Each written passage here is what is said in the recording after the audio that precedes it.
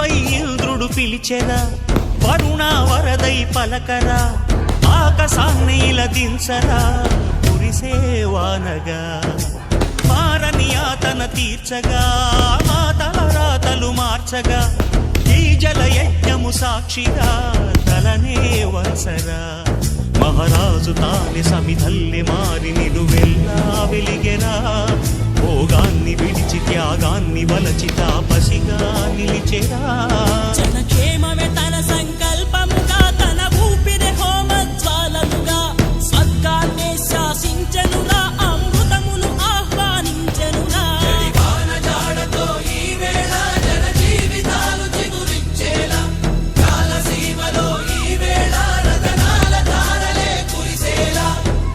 కల్లు మని సిరిము వల్లే చిలుకే చేరగా, జల్లు జల్లు మని పులకింత